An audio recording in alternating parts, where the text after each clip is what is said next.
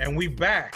You now tune into the recap with the GoodFellaz podcast. You know how we do every week, breaking it down, chopping it up, everything that went down during the week. We here talking, whether it's music, whether it's politics, whether it's sports, whether it's movies, all that good stuff. Man, we was talking off the air, and we were talking about diss records. What are the greatest diss records of all time? We're going to talk about it. We want to hear from y'all also. But before we get into it, it's your boy Tommy Guns, alongside my man, Dav Noble. What up? Yo, what up? What up? Subscribe. Big A, what's going on? What's going on, everybody? It's your man, Big A. Like, subscribe, and tell everybody about the GoodFellaz. Sean Montana of the House of Hendrix. What's good? Cooler, man. Subscribe to the best podcast, best show on YouTube. Word. I co-sign that. And of course, last but not least, my man, Karev Yah, Heritage Hip Hop. What's going on? Peace and love, everybody. And make sure you like, comment, share, and also visit the GoodFellaz recap with the GoodFellaz on boomuit.com. BOOMUITT.com. Woo!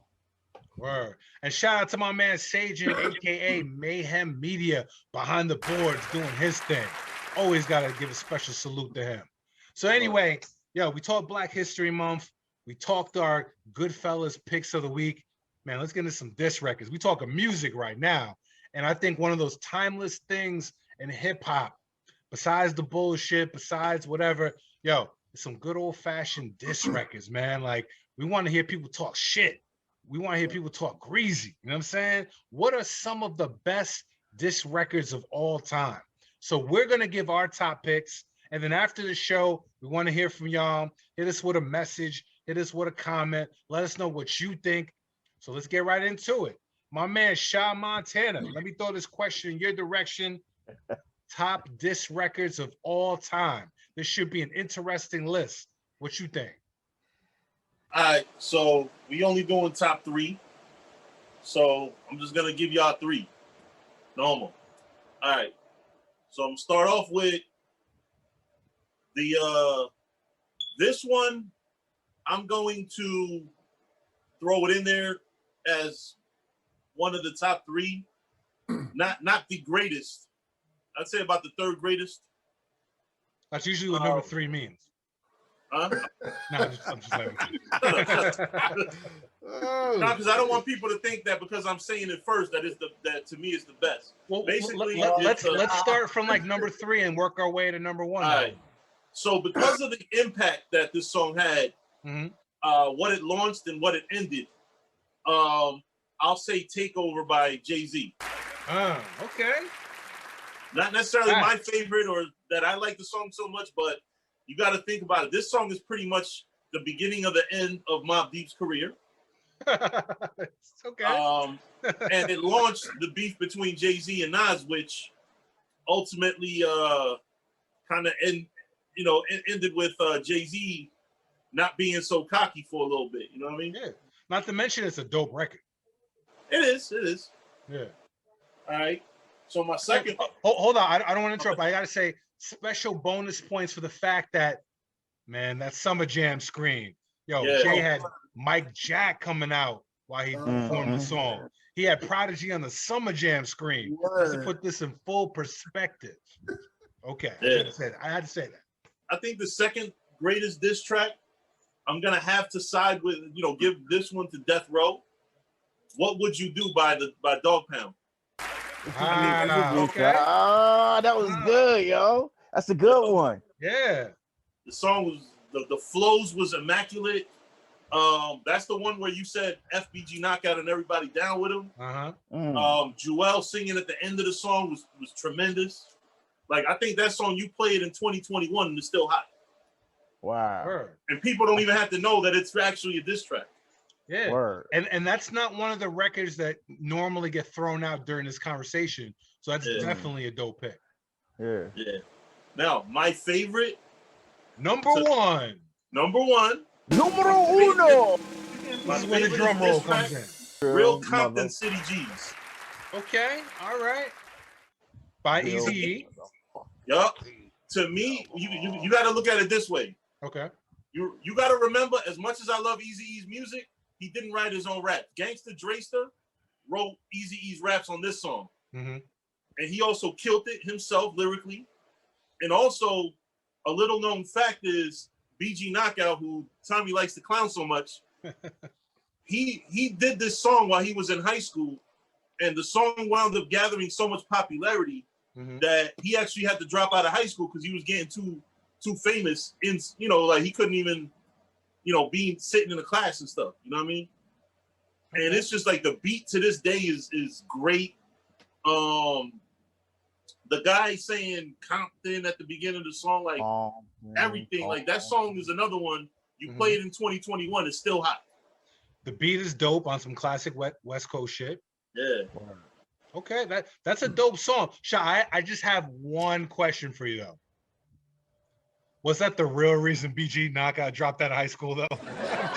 Well, look, that's what he said. That's a dope list. You definitely kept it like real hip hop, both coasts. So I respect that, man. Yeah, much respect. All right, that was Sha Montana's top diss tracks of all time. Dav Noble, I'm throwing the question your way. What are the dopest diss tracks of all time to you? All right. I mean, he said Takeover by Jay-Z. That's on there. Ether is on there just for, like, you know what it is? I listened to Ether again today. It gets slow, man. Like, it gets boring after a while. But I can remember when it first hit, though, like, and you heard that beat, like, it was definitely, it was a cold knife in the side for the Jay. But so Ether and that take over and Ether just as a back and forth, I thought was real dope. But so is that like a number 3, number 2, or they're both like interchangeable to you? They're both interchangeable. Like I have maybe like 2A, 2B. Like I don't really have a third like that. So okay. Because to me, number 1 will always be Hit 'Em Up by Tupac. Because that's still to this day the most disrespectful record. And it's not so much that because he had his young boys on there, they was rapping, and it's just the whole just bravado of the track is different. He said, like, yo, his first off, F your chick in you couldn't even play, but I F your wife. We bust on Bad Boys. Like, yo, he just went in, and then just, to my little C's. He said, Lil Kim, I should smack you behind off the street. Like, then at the end, he just turns on a whole nother level of disrespect when my man just straight up said, he just started going like, he said, F Cheeto. He said, forget all this rapping. He said, F this person, F you, F you. He said, F Bad Boy. He said, as a label, as a group, as a mother, as a staff, record label, and as a motherfucking crew. F you too. You too. He dissed half the country. I'm for make sure all your kids spazzing. I'm like, then just be Bad Boy killers. Like, that's just I haven't heard anything that disrespect. I mean, No Vaseline is disrespectful by Ice Cube. That's another one. I mean the classics, the ones that I'm sure I want to list all the ones that I'm sure everybody else is gonna list. But Tupac, Hit 'Em Up. But I gotta say, 2 of the more recent ones that stuck out to me. One is Mace the Oracle. The diss that he put on Cam, bro. When I heard that, because part of this is the wild. When I heard that track, this is like past Pastor Mace. This is past Welcome Back. This is like, I'm like, what did Cam do to Mace to make this man go back to murder Mace and spaz on him like this? Like, that whole song is crazy. Like, it's just crazy to me. I pulled it up because I pulled it up because one of the joints that had me laughing was it? He said, and everybody's seen the footage I got. Ever since 10, you was thirsty. I ain't gonna talk about the time you left your sister. In 202, you lost 50 pounds, ulcers in your liver. Now you trying to sell liquor. He was like, nigga, you always play the sucker part. What was on that Rico-ish when you left Jim and Rucker Park? Matter of fact, I'm on life change. But let's get back to the smack and that true life change. He went in. When you read the lyrics, I'm like, yo, he went in on another level on Cam, and I was just like, yo, just the fact that it was Mace, just the fact that it was out of nowhere, and just the fact that he bodied Cam so badly in that one track that I was like, yo, I had to put that on an honorable mention of just something that stuck out to me. And the other was, this isn't but recent that made me just be like, dang. I remember, it's not all-time great, but I mentioned Drake back to back. It's not all-time great, but yo, that track, and I'm gonna put the list that had me here the joints that had me. It was it yo, you love it and you gotta get a world tour. Is that a world tour or your girl tour? Not to mention Twitter fingers.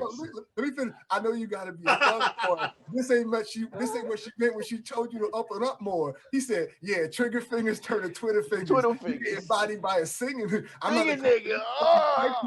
And shout out to him. He said, but on my boss, the wife, and he did Nicki Minaj's voice. He said, make sure you hit him with the prenup. Tell that man to ease up. He said, I did another one. You still ain't did ish about the other one, yo. That song was so disrespectful. And I mean, for me, like Drake, to me, I don't see Drake as a bad, but yo, Drake went at me. Yeah. And it was a rap after that. Let's keep it. You know what was so crazy about that? Like, you lost a battle, like when you piece it up and then you do music with who like dissed you. When Meek dropped his album from like 2 years ago, his hottest record had Drake on it. I feel like, yo, I dissed you, I destroyed your career, I repaired your career. Here you are. Like that to me was the complete diss. I'm just like, damn, like, you know what I'm saying? That seriously put a pause for a good 2 years on Meek Mill's career. Yeah, for word.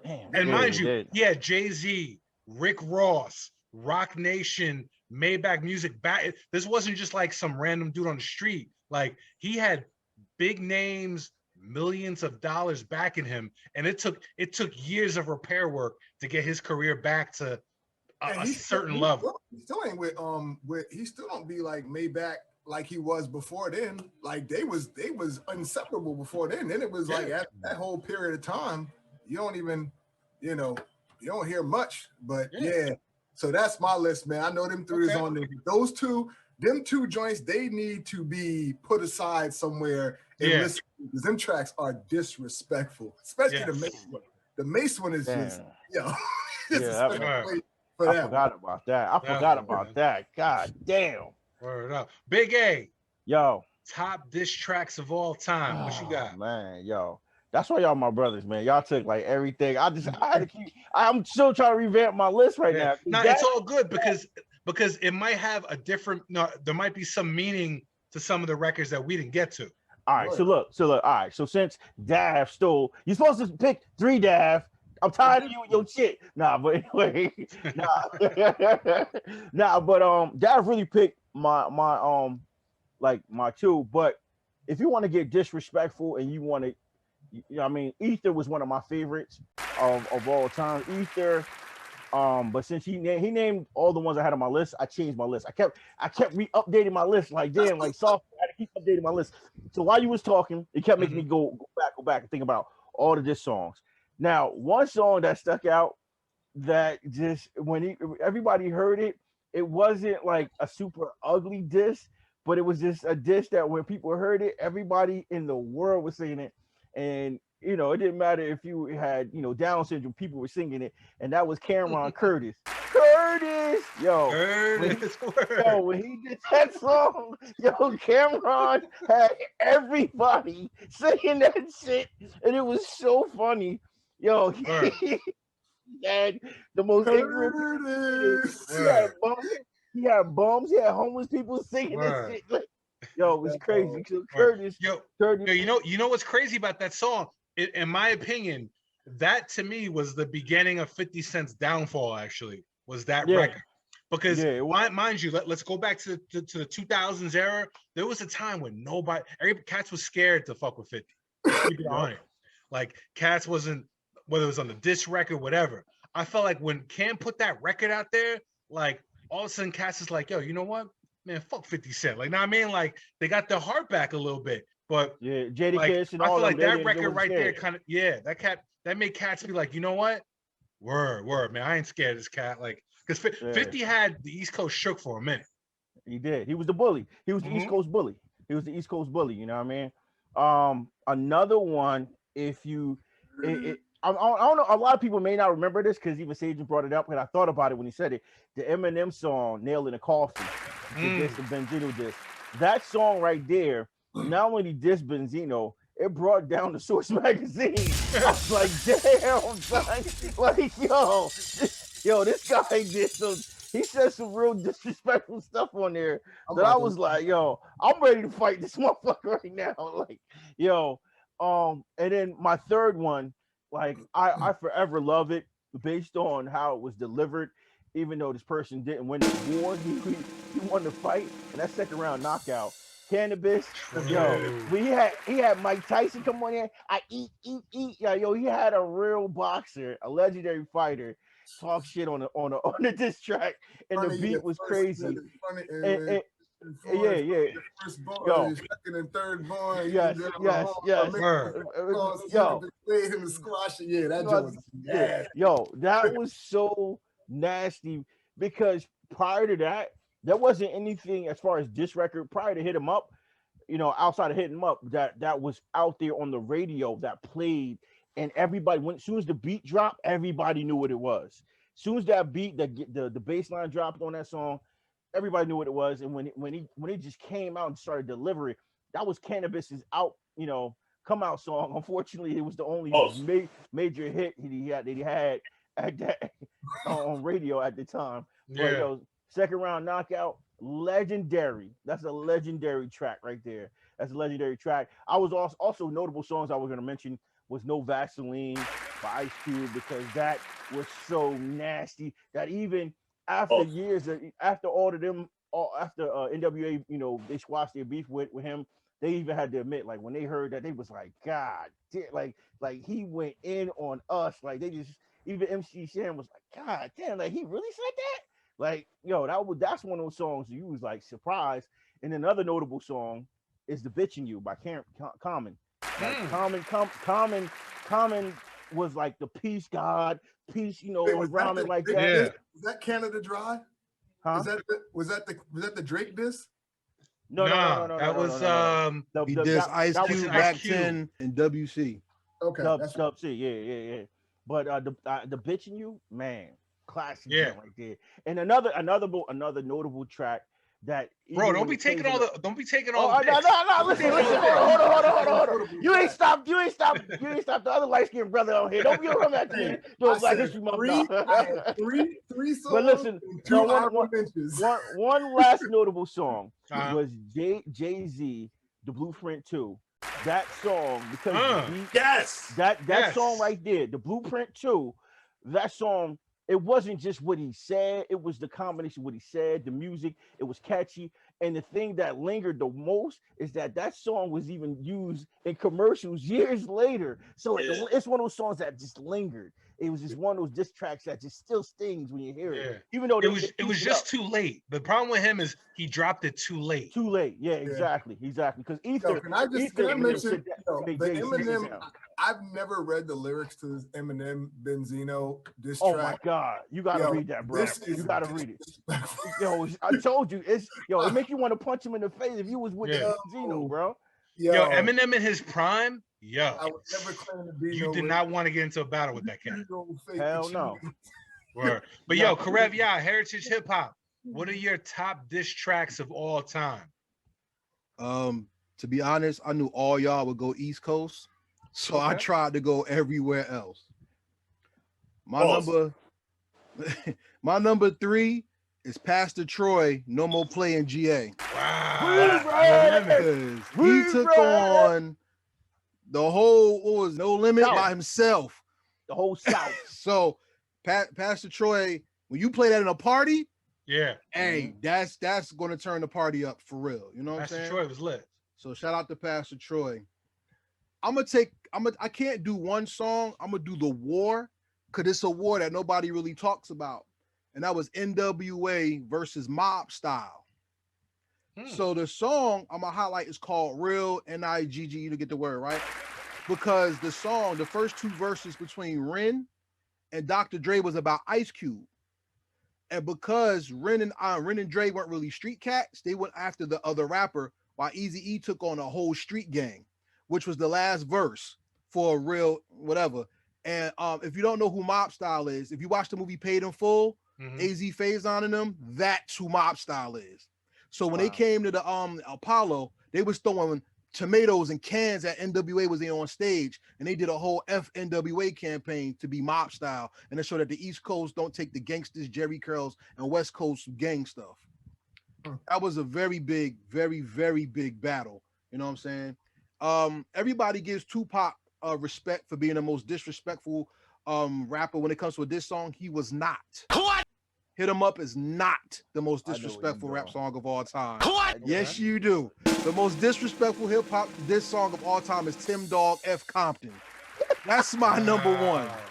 That song, that diss song was so popular that it was banned from video stations. It still was the number 1 song in the country. Tim Dog, where he sung Miss Chalet's part, he called out every West Coast rapper by name. Eazy-E, Miss Chalet, who else? Oh, DJ Quick, Ice-T. He dissed Ice Cube. He dissed all their top rappers right there. So that was my top 3. But since everybody else got honorable mentions, I guess I'll take 2 honorable mentions. I didn't get any, by the way. I haven't even said my regular picks. Pause. You didn't get any.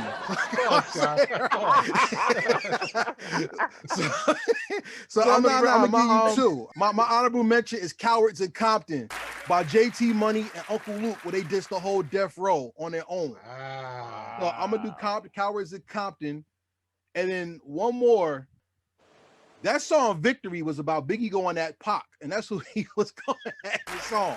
So for all that victory, we got the real life shit from that was the album that's supposed to go at Pac. So Biggie's verses from there, if not from Long Kiss Goodnight, was given to Pac. So there you go, right there. That's my top. Long Kiss Goodnight. I thought about that, but it was like too vague, right? Vague, yeah. You gotta mention names. We dissing, you mention names. Word. Come on, Tommy. Let's go. Yo, it's your boy Tommy Guns. Real quick, you guys took, I feel like, all my picks, but I got a couple joints out here. Number 3. Let's go with Super Ugly, yo. Jay-Z, you know what I'm saying? Like, granted, the only problem with that record is that Ether was better and more disrespectful. But yo, that's Super Ugly. I still remember being in the crib when they had the official battle. Nas had just dropped Ether like a week ago. And then Jay-Z had called up to Angie Martinez. I remember that. He's like, yeah, I got a record, man. I got a record. He played Super Ugly. And I heard it. I was like, oh, shit. Like, what was crazy about that, not that it was a better record, but that shit was so disrespectful. A lot of shit turned out to be like real life. Like, he really did smash like Nas' baby mom. I heard that and I was just like, damn. My one thing was it was a freestyle, so I felt like it lost points to Ether, and Ether was a better record, so it didn't get the shine it deserved. But yeah, Super Ugly, crazy disrespectful. Number 2, gotta give it to Hit 'Em Up. To me, that's probably, it could have been number 1. Like, that's by far one of the most disrespectful records I ever heard. That broke up Biggie's marriage. That ignited the whole East Coast, West Coast beef. Yo, there was just segments where Pac was just, I was just like, yo, like, that shit was, that put the disrespectful in this record. Because a lot of times we talk diss records, but this stands for disrespect. And that shit was, man, yo, he disrespected the whole East Coast. I mean, Chino XL got it for no reason. No, I don't even know why they were beefing. You know what I'm saying? Like, and he said, if you don't like it, fuck you too. I'm like, yo. Like, that set off that era of hip hop. So it was an impactful record to me. And number one, yeah, it's kind of generic, but I gotta give it to Ether. I feel like what makes this record special is that before it dropped, Nas was dead. He had just dropped like the Bravehearts project, which was just trash, and he was just not popping on the streets. Like, cats was like, yo, he's done.